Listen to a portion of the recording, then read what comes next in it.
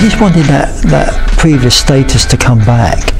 You know, he had a good band around him, and he just wanted to recreate his former status in music, and that was his overriding passion all the time, was to keep on writing music and come up with good material and be successful.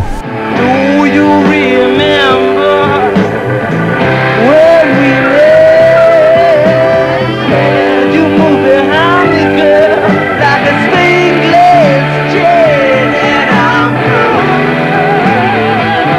through. If you've known somebody when they were broke and charming and friendly and happy, it's always a shock when you meet them, say 2 years after they've had their massive success, and they put on weight and they become jowly and grumpy and sort of see the world as their enemy. I'm not saying that happened to Marc in its entirety, but that does happen to rock stars. So he went through a period of being a little bit over the top. You know. This was Marc, loosely speaking, in his Fat Elvis period.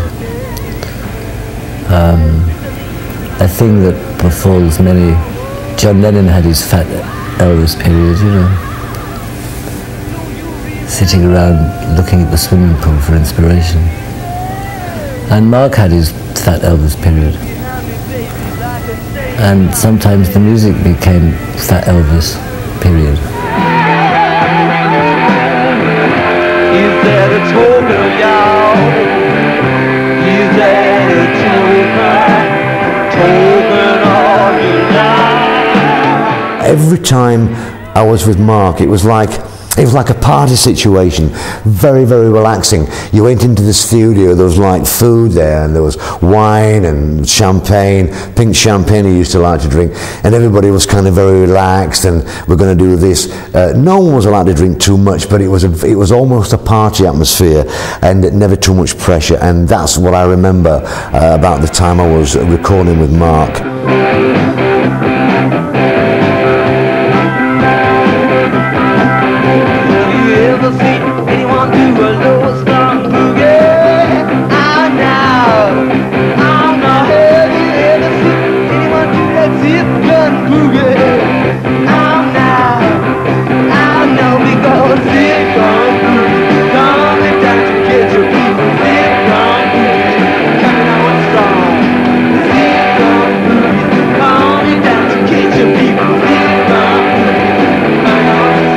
Zip Gun Boogie was a kind of it's probably something that he'd read in a New York juvenile delinquent book, which was all about zip guns from the 1950s and 60s. Because I remember reading a book about New York gangs using these zip guns, and I think that's probably where Marc got the idea from. Have you ever seen anyone do the Marc bolan boogie? Oh no, I know because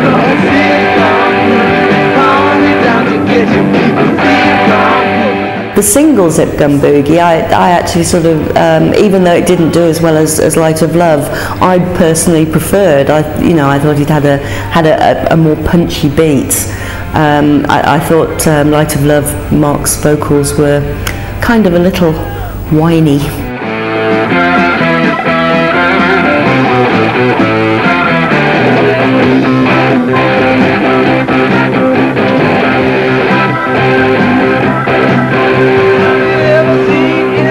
Zip Gun, to me, not an album. It's stuff that's been recorded before, it's been around a long time. They obviously needed to deliver an album. The Zip Gun album, I think the effect on sales with that was because Light of Love, which had been put out before in the States, had material that ended up on Zip Gun. It was a bit of a bizarre one for Bolan, because he was pulling together all these things that had already been worked on, and some of which had been available previously on American import. And it was actually the first album, the first T-Rex album, that Bolan had exclusively produced. He had fallen out with Tony Visconti. He had really fallen out with Mickey Finn, although Mickey is credited on that album. Obviously he'd worked on some of the tracks when he was still in T-Rex. So 1975 for Marc Bolan was a really, really bad time, and it was almost like the low point of his musical career. and suddenly seeing that this album wasn't doing very well in England, which had always been his stronghold, and that it hadn't done well when it was originally released in America, I think Marc was really starting to question what it was that he was actually doing. Where was he going wrong? What did he need to do? That record was part of the ladder to come in back again, you know. Marc had to get a whole bunch of stuff out of his system, I guess, you know. Make it big, lots of people wailing away, you know. 4 million guitars, da, da, da. You don't need it, you know. Most fans sort of tend to think of it as being probably his worst album, because let's face it, everybody's got to have one that's worst.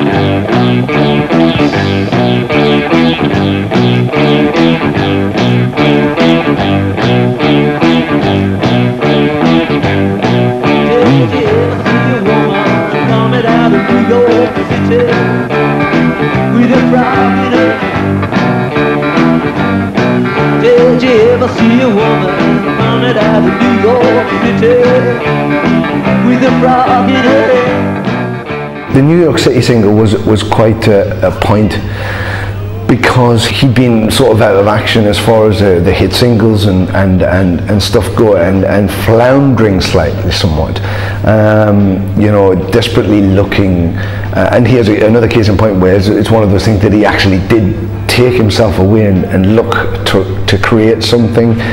He was being influenced by probably the music of the day. He was in America. He was, you know, he was soaking up that culture, and he wrote New York City, which was like, all of a sudden it was like, oh my God, he can still do it. I did, don't you know? I did, don't you know? I did, don't you know? Don't shut. It was a cool record because it was allegorical and stuff like that, you know. It was more whimsical, you know, and it was more phantasmagorical. It was Marc using words to write pictures for your mind, you know, and for your ears. I did, don't you know? I did, don't you know? I did, don't you know? Tony Show.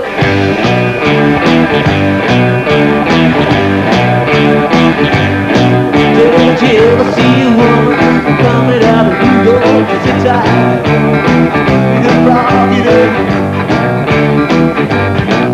Did you ever see a woman coming out of New York City with a frog? It was very, very simple, and as far as I'm aware,